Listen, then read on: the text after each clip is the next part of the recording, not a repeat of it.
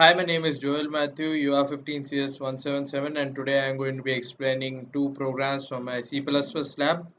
So the first program is implementation of circular queue using array concept. So first I have actually declared the header files iostream and conio.h and using namespace std. I have declared the global variable max of constant data type, constant integer data type to 5, and this is the class CQ. So in this I have declared the array A of size max and head and tail of integer data type. I have inside the public access level the constructor CQ, which initializes head equal to tail equal to -1, and here are the prototypes of the functions which are declared in the inside a class. So I have defined the member functions outside the class. So we have get function of void data type, and which receives the argument value of integer data type. So first what happens is that it checks if the queue is full. So if the queue is full, then no element can be further added into the queue. So first we check if head is equal to 0 and tail is equal to max -1, or tail plus 1 is equal to head, then the queue is full. So else tail is equal to we again take if else condition, and if tail is equal to max -1, then tail is equal to 0, or else tail plus plus and a of tail equal to is assigned the value val. And if the queue is empty, then we have to also increment head from -1 to 0. So using put function, we are going to delete an element from the queue. So in this I have taken element k, initialize element k, and if head is equal to -1, then queue is empty and we cannot delete anything. So else k is assigned the value of a of head. So if head is equal to tail, which means there's only one element inside the queue, that means head and tail are initialized to -1, or else head is equal to max -1, then head is initialized to 0, or else head plus plus. And we have to return k to back to the main function. So now we have the display function of void data type. In this I have declared variable I, and if head is equal to -1, then circular queue is empty. And first in else condition, first we check if tail is less than head. Then using for loop, we first initialize I is equal to head and I is less than equal to max -1 and I plus plus, and then we display the a of I. And in the next for loop we use I is equal to 0 and I less than tail and I plus plus, and we declare the we display a of I.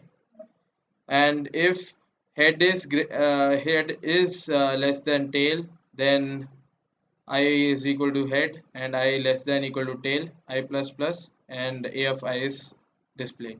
So let's see the main function. So first we have created the object for the class CQ, which is C, and I have declared two variables of integer type choice and item, and variable ch of character data type, and which is initialized to y. So using while loop, we are going to be executing the program as long as the user wishes to do so. So we have these three operations: insertion, deletion, and display. So the users ask for his choice, and using switch case we execute each of the choices. So if for case 1 the element to be inserted is asked from the user, and we send item as an argument to get function. And for the second case we are going to be deleting an element, so we use item to take the value of the deleted element which is returned from the put function, and it is displayed in this function. For case 3, we display the queue. So if none of these cases match, then invalid choice, and the user is then asked whether he wants to continue or not. So let's see how the program runs. So first the user is asked to enter operation, let's say 1, and let's enter an element. Let's insert another element.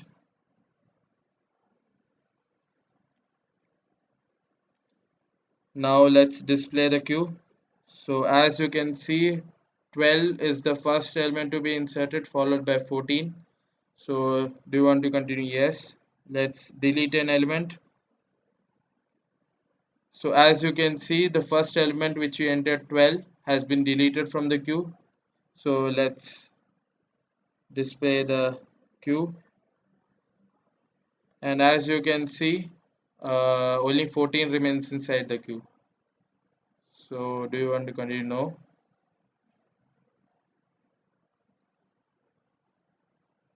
And this is the second program which I'm going to be explaining, which is extracting part of a given string from a specified position. So in this we are going to be needing the header files iostream, cstudio, and string.h, and using namespace std. So in the main function I have declared three variables, I, pos, and n, and character array of 100 elements. So first we ask the user to enter the string.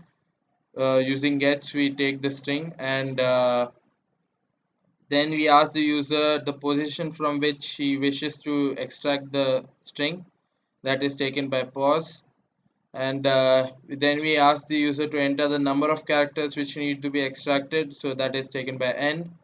And in this we have put an additional condition that if n is equal to 0, then the whole string from where the user asks to enter the from the position from where the user wishes to extract, the whole string from there is displayed using this for loop.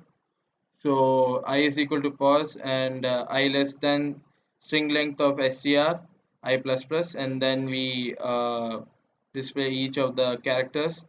Or else, from I is equal to pos to I less than pos plus n I plus plus, the characters are displayed. So let's take the output. Let's enter some string.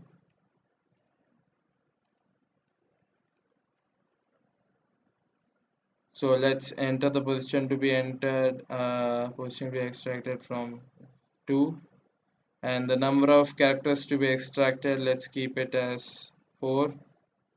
And as you can see, 4 characters are displayed. Let's try for the other condition as well. So let's enter the same string.